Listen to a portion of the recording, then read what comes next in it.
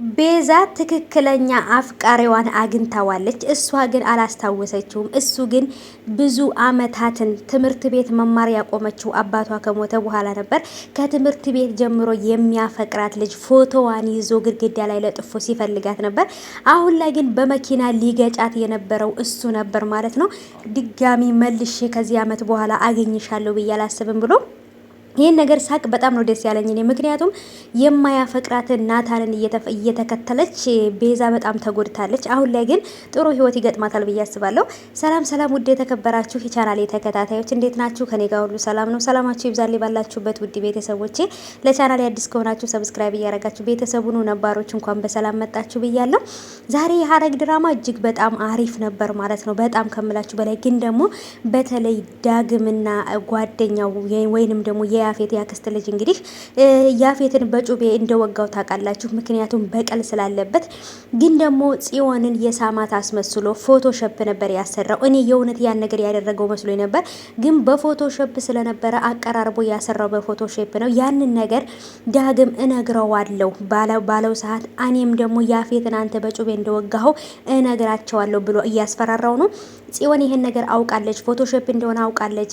ማነው ያንኛው ቢኒያም ግን ፎቶሾፕ እንደሆነ ሳይሆን እውነተኛ እንደሆነ ነው የሚያውቀው ማለት ነው። የእውነት ነው የምላችሁ የያፌት ያክስት ልጅ እንደሆነ ወይንም የያፌት ደም በውስጡ እንዳለ ያስታውቃል ልጁ። ምክንያቱም ያክስቱ ልጅ ነው። በጣም ክፉ ያፌትን የሚያስንቅ በጣም መጥፎና ክፉ ልጅ ነው ልጁ ማለት ነው። ምክንያቱም ከዘር ነው መሰለኝ ክፋት ብዬ አስባለሁ። አላቅም ብቻ ከባድ ነው።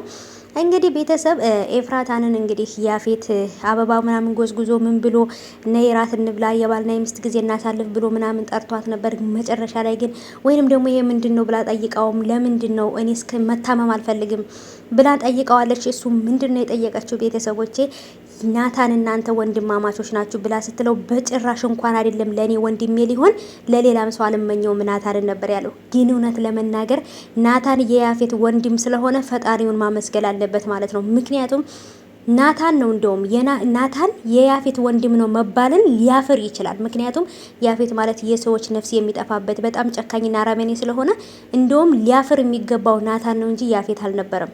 ናታን ማለት በጣም ጨዋ በጣም መልካም ልጅ ነው ማለት ነው። ስለዚህ ወንድሜ ለመባል በኩራት ወንድሜ ሊባል የሚችል ነው ማለት ነው። እሱ ግን አፍርበታለሁ ወይም ደግሞ ጭራሽ ለሌላም ሰው እንዲሆን አልፈልግም እንኳን ለኔ ነው ያለውና የሚገርም ነው። እስቲ በቀጣይ ምን ሊፈጠር እንደሚችል አላቅም። በጣም ከባድ ነው። ቤዝዬም እንግዲህ በመኪና ሊገጫት የነበረው ፍቅረኛዋ ነው ወይንም ደግሞ አፍቃሪዋ ነው። እሷ ግን በጭራሽ አላስታወሰችውም። እሱ ግን ፎቶዋን ይዞ ለብዙ ጊዜ ሲጠብቃት እንደነበር ያስታውቃል ማለት ነው። እናንተስ እንዴት አያችሁት ቤተሰቦቼ? እስኪ ሀሳባችሁን ኮሜንት አስቀምጡልኝ። ልጁ በጣም ቆንጆ ነው፣ ይገባታል ብዬ አስባለሁ።